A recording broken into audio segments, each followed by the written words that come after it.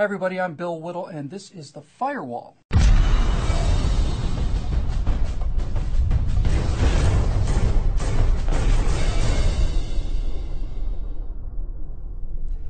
Let's say someone wanted to take away that uniquely American right, the right upon which all of the success and prosperity and happiness and freedom is based, your First Amendment right to freedom of speech. What would that tyrant look like? Like this, right? Something like this guy? Or maybe someone like that. Or this. Or maybe this guy. Nope, not here. That's not how tyranny looks here in America.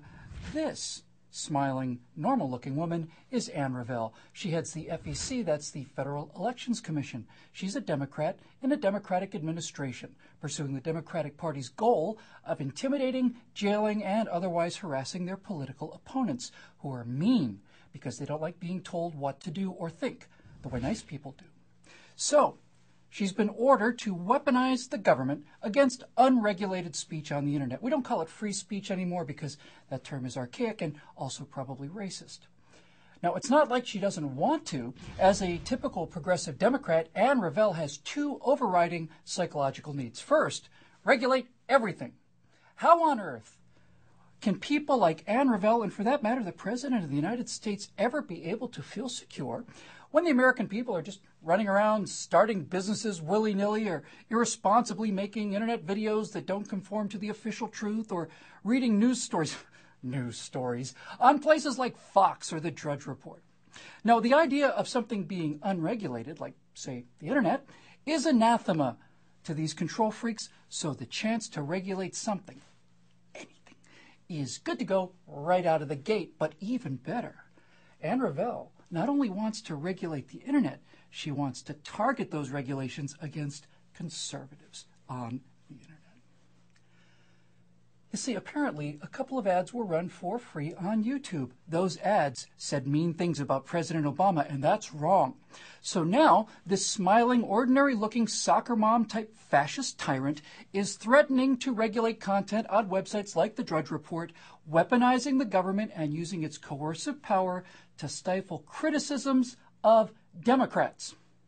Drudge, you may remember, cut his teeth by exposing the fact that Monica Lewinsky, unlike all of the other liars and bimbos before her, had actual physical evidence of President Clinton's philandering, predatory infidelities against unknown, powerless young women. But the Drudge Report said mean things against the Democratic president, and that's wrong. Now, according to the likes of people like Anne Revelle, this is what can happen without regulations and the threat of punishment, and sites like the Drudge Report have no First Amendment protections for a free press because saying mean things about Democratic presidents is not news, it's unregulated opinion. Saying mean things about Republican presidents, now that's news. Now, Anne Revelle says that she will also be looking into videos like the one you're watching right now, thought criminal. Needless to say, I had assumed that my license to speak my mind was printed on a piece of parchment, sealed in nitrogen, behind bulletproof glass in the National Archives, but that doesn't cut much ice with fascists like Anne Revelle or the people that give her her marching orders. Now, for those of you who say, hey, that can't happen here, it's all speculations, rampant speculation, this is all a tempest in a tea party, let me show you another face of fascist tyranny right here today in America. This is Lois Lerner. She's the director, or was the director, of Exempt Organizations Unit of the U.S. Internal Revenue Service. On May 23, 2013, she was placed on administrative leave following allegations that she'd used the IRS, in other words, she'd weaponized the government, to target Tea Party groups for genuinely excessive, illegal, immoral, and utterly shameless scrutiny, which in one case I happen to have first-hand knowledge of. She was cited for contempt of Congress in 2014 because apparently all of those emails regarding these selective examinations and enforcements disappeared when her hard drive crashed. And the legally required backup to her hard drive also crashed. And something like 1,000 other IRS computers' hard drives also failed, plus their backups failed too. Some emails, however, sent just before these unfortunate coincidences, indicate her discussing these issues of selective enforcement with the Department of Justice, which means that this whole thing was directed by this guy, which means that it was really directed by that guy. That same guy who, when asked if there was any evidence at all of corruption in the IRS, replied, nope, not a smidgen. Unregulated laughter is punishable by law. Oh, and by the way, prepare to be audited.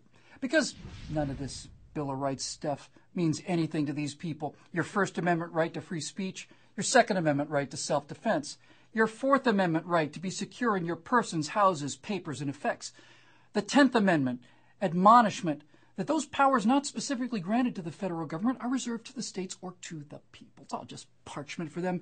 It's a bit of decoration like Washington crossing the Delaware, suitable for framing in a museum that no one visits anymore.